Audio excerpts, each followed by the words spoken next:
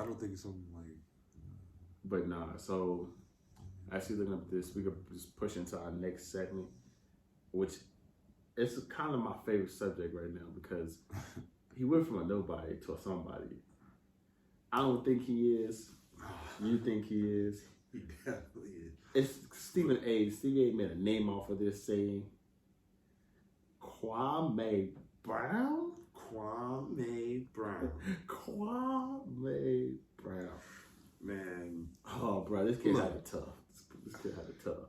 Is he a bust or not? He's not a bust. Kwame Brown is He played 12 years in the league. Okay, so in order, what is your definition of a bust? Oh, I'm Morrison.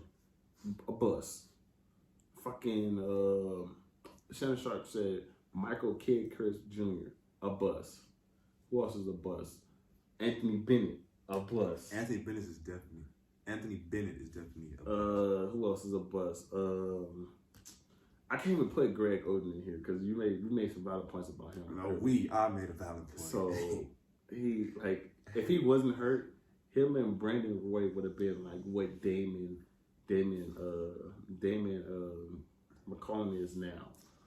Yeah, okay. Adam Morrison is a bust. Yeah. Adam Morrison is definitely a bust. So what's your definition of a bust? A bust. You name people, but what's your definition? Like what makes you a bust? A bust is someone who doesn't live up to expectations, but at the same time, a person who just does nothing for a team, like don't bring nothing for a team to a team. And I don't feel like Kwame's a bust. Don't get me wrong, he's a bust. Is he a bust or is he not a bust? He's a bust, but he's not a bust. And this is why I say that. And this is why I say that. You can't sit on both sides of the fence. I can because look. Because at one point in time, you get the youngest player ever drafted, well, the second youngest player ever drafted in the NBA at 17 years old. Getting drafted by the greatest player probably all time, well, the greatest player of all time, in Michael Jordan. You play with him, you lose your confidence. You go to you play what I think 4 years with the 6 years with the Wizards. You go to LA. You go to LA play with the probably the second greatest player of all time, the Kobe Bryant. Kobe probably. Damn, I didn't even catch. I had his shit, but go ahead. Kobe may not be Michael Jordan, but Kobe's damn near closest to Michael Jordan years. But he played. That's 2 years. That's 7 years. In the last 4, I think he went to. Who he went to? He went to like 4 teams. First 4 Washington, next 2 LA. So he played 2 years in LA? 2 years in LA, yeah. It felt like fucking 6. Damn. So 4 in Washington, 2 in LA. And those 2 in LA, he made a stand that Shaq couldn't even back him down. And I'll go back to look at the series I'm going to go back and look at the play when they played in 2006. Or they played in 2006, and you can look it up on YouTube. Hey, Kwame held his own. Kwame held his own. Kwame held his own for the most part of the game, but he's top 5 bust, but he's not a bust. At least he played 12 years. You can't beat. He played 12 years. Bro. He played 12 years. What guy who's a bust played 12 years? I'm about to explain what a bust is. Okay. A bust has nothing to do with your longevity. Maybe, to me, in my opinion. Can you play or can you not play? Kwame can't play. Like, he couldn't play in the league. But listen. In the words of Agent Zero, he's fast, but the ball be there. His feet are big. He has little hands. Like, he can't get good footwork. Like, he's fast, but he's not ball fast. I can't believe he said Even this. they took that shit personal. Look, I can't believe he said this. Hey, Agent Zero said this. Give it a real serious. He said he could have been the modern, he could have been the AD of his time. I must have said, what? Look. Who? Okay, but see, just because you can't play doesn't mean you can't have a job like in the league. Like he's 7 feet. I don't know how much he weighs. Big dude. Like that's fucking like something that's like not required. Like something that's like in high demand in the NBA. Big players. So that's how he was able to continue finding employment in the NBA. He's a bust because look at his number. You can give him a pass his rookie year. 4.5 points, 0.5 blocks, total rebounds 3.5, 0.8 assists. You're a rookie? Okay, fine. It's your first year. At what year do you think a player comes into his 3rd year? Year 3. All right, 1, 2, 3. Kwame Brown, third year stats. Look, 10 points. He had 1.5 assists, 7 rebounds. That's crazy. You brought up year 3 because year 3 was his highest amount of rebounds and points. So at year 3, I don't really remember watching Kwame, but like Kwame, I felt like for a number 1 pick, you're expected to change life in the franchise, like as a number 1 pick. Dante exam. Do you think he changed life in Washington? Hell no, because I had Gilbert Arenas at that time. They probably didn't Gilbert. Even Arenas. if Gilbert wasn't there, he wasn't changing shit. He wasn't changing shit because I think him being there fucked up his conference. Now if he would have went to another team, then I was like, So yeah, and he could have been something, but they even did him a solid. They're like, hey, we'll get you out of Washington. They didn't really give him a solid. They sent him to fucking play with Kobe. But that's like a fresh start. You could be like, okay, I'm gonna try to start over. There's a clean slate. Look what he did in LA. 7 points his first year, 8 points his second year. Which is like, I'm not saying like, I obviously couldn't do this shit. Like, anybody in the NBA can score. But when you're talking about people in the league, just like when like average people are playing basketball, you're like, he's fucking trash. Like, he's a bum. Like, you can say that because he's your, they're like your contemporaries. Like, but compared to elite athletes, he's a bust. Like, of course, compared to LeBron and fucking. But that's what we're comparing. We're not comparing him to like me or you, or like fucking 24-hour fitness squad. Like, to the people his contemporaries, he's a bust.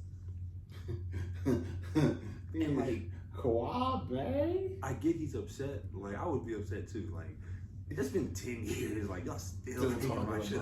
Like, and it to be honest with you, once he retired in 2013, Stephen A. took it to a whole nother level. He was like, Kwame? He's a bigger bust than Kwame. Yeah, he brought Roy Hibbert in on it. Like, Stephen A. took it personal. Like, I just wouldn't. He said, you can't guard Roy Hibbert on a good day. I'm like, oh my God. He's got small hands. He's got big feet. He's not fat. I'm just like, damn, like, he's really not. And then, like, Kwame called him off the fight. Like, man, I get, like, you know, like. He said, I need those hands. You get tired of people having your name in their mouth every time you're the butt of somebody's joke, every time. And it's crazy because Matt Barnes, like, I never seen Matt Barnes, like, he told Matt Barnes a story about how Fish and Matt Barnes, their mom was together and everything. Yeah, and he was like, Fish wasn't wrong. Matt Barnes just a bitch. He said, yeah, like, she chose up, man. Like she chose up, and she chose not the pretty, what's his name? The pretty, Becky with the good hair. Becky with the good hair. Becky with the good hair. He said, Steven Jackson, you're a fake ass activist. See, I think Kwame's being too sensitive. Like, but I get, sometimes you just get fed up with people having your fucking name in their mouth. Like, the thing is though, like, they just kept it to basketball. They never were like, oh, like, you were like a little bitch, like you were a punk or whatever. They're just like, you were a bust, you were garbage, like you were fucking basura, like trash, like. I think he just took it like, damn, like they're criticizing my game. Well, that's what people do. Like, if you work somewhere, like people are gonna talk about your performance. Like, that's just what people do. Like, and I think Kwame just took it like, oh, like, wow, man. Don't get me wrong. Like I said, but I love it. Like, I love it. I love that he stand up for himself. But I think, like you're right, he's getting too personal. Like Shannon Sharp was like, I love the way he's standing up for himself, but he's getting a little bit too personal. Yeah, like you're being too personal with it. Like, it's all fun and games. It's getting you exposure. And sometimes it's getting somebody else exposure. Nobody really. When we talk about you, we talk about how of a bust you are. You said, like, me personally, since he started his rant, I've been watching him closely. Like today, he said some like some knowledgeable stuff. Like, women shouldn't be out here led. Like, he said some powerful stuff, and I thought was like, that's facts. I even posted it on my Snapchat. Like, see, they were talking about basketball. Now you're bringing in like women's fucking whatever rights or whatever you're talking. Like, you're just bringing shit that isn't like. I think, like I said, I think this is he's using this for his platform.